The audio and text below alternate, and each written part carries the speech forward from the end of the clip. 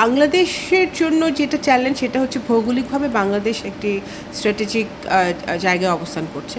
So অবশ্যই বাংলাদেশের এটাকে আমি চ্যালেঞ্জ হিসেবে না ধরে বাংলাদেশের একটা পজিটিভ দিক হিসেবে দেখতে চাই।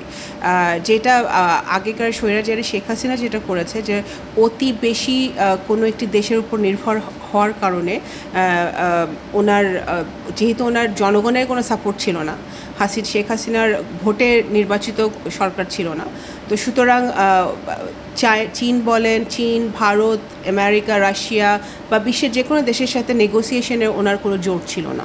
ইভেন রোহিঙ্গা সমস্যা সমাধানে উনি সম্পূর্ণভাবে ব্যর্থ ছিলেন।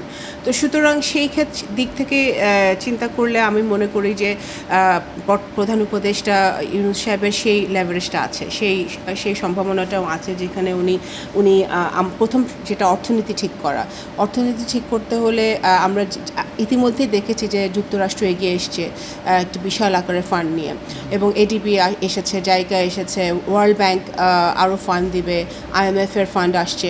সুতরাং আমরা আশা করব যে অর্থনীতিটাকে যে ভেঙে দিয়ে গিয়েছিল শেখ হাসিনা, সেই অর্থনীতিটাকে আবার সেই পুনরায় চালু করা, সচল করা, ইকোনমি ঠিক করা, ব্যাংকিং সেক্টরটাকে ঠিক করা, এই জিনিসগুলো কিন্তু আমার মনে হয় প্রধান উপদেষ্টা এবং অর্থ উপদেষ্টা, বাংলাদেশ ব্যাংকের গভর্নর যিনি হয়েছেন, যিনি অত্যন্ত পারদর্শী একজন ব্যক্তি, ওনারা এগুলো করতে পারবেন।